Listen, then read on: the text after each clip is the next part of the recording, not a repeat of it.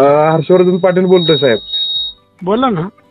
साहेब काय ते तुम्ही स्टेटमेंट देताय? अहो इथं काय वातावरण पेटलंय? कसलं पेटवा ना. काय पेटवायचं साहेब? तो माणूस उपाशी मारायला लागलाय, तुम्ही काय तुम्हाला स्टेटमेंट कोणी देताय? सांगितलं उपाशी मारायला? अहो साहेब आपल्या समाजपेटीत मरतोय ना तो.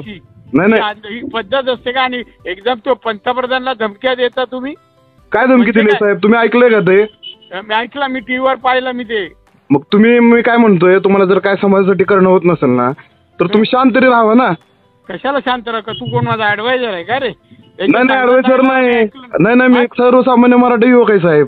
अरे कसले मराठा आहे तुम्ही? तिच्या आईला असला हा का लीडर होऊ शकतो काय मराठ्यांचा? अहो लीडर होऊ नाही होऊ, पण तो समाजाच्या भावना मानतोय ना. तुम्ही का तसं करताय? पण तो कुणबी करा, हे करा, हे काय कुणबी मराठा? अहो साहेब ते तुम्ही स्वतः जाऊन तिथं बोलू शकता ना त्या गोष्टीला, किंवा त्यांना बोलून घ्या तुम्ही. पण तुम्ही असले स्टेटमेंट देऊन काय हे करताय सांगा बरं तुम्ही?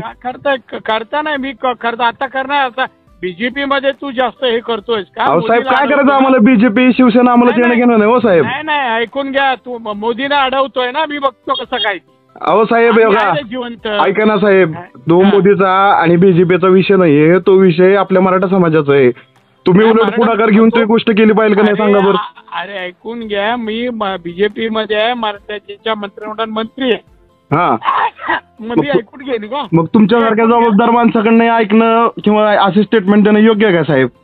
मला योग्य वाटते ना, मी विचार करूनच दिली. ठीक आहे साहेब, मग आम्ही सगळे जे मराठी आहेत ना, की तुम्हाला सुद्धा आम्ही काय आमची ताकद आहे ना, हे आम्ही तुम्हाला निवडणुकीतून